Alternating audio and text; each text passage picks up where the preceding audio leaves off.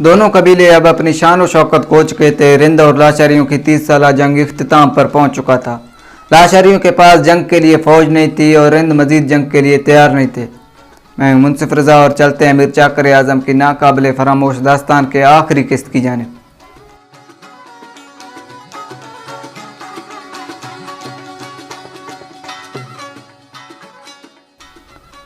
रिंद और लाशार की 30 साल जंग में कुल 25 दफ़ा सख्त जंगें लड़ी गईं।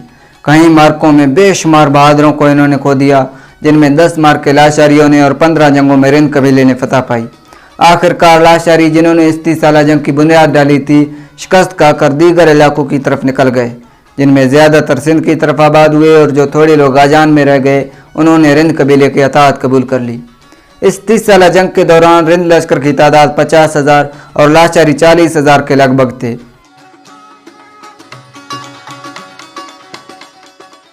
जंग के इख्तिताम पर मीर चाकर कुछ साल तो चैन से बैठा रहा, मगर फिर हुमायूं शाह ईरान की मदद से लश्कर लेकर वापस दिल्ली फतह करने के इरादे से जा रहा था।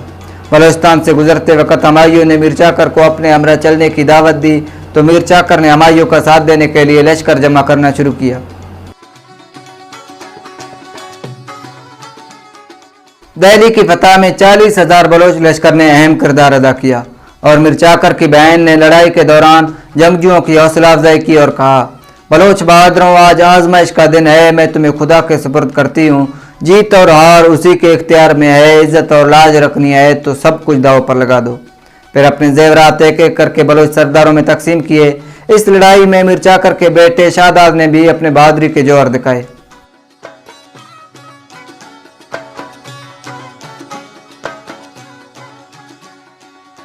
लड़ाई में फतह के बाद हुमायूं ने मीर चाकर को उकाड़ा के करीब सतगरा नामी मकाम पर, जो कि उस वक़्त के हिंदुस्तान में वाक़ था, वहीं पर ज़रख़ ज़मीन अता की। मीर चाकर ने अपने लश्कर के साथ वहीं सुकूनत इख्तियार कर ली और 1565 को सतगरा ही में इंतकाल किया और सतगरा में मीर चाकर का मज़ार आज भी वाक़ है।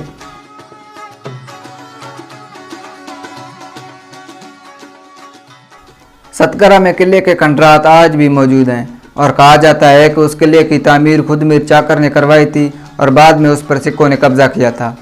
किले में उस ज़माने की 7 कब्रें भी मौजूद हैं जो मीर चाकर के ख़ानदान और दोनों जानिब मीर चाकर के बेटे मौत की नींद सो रहे हैं।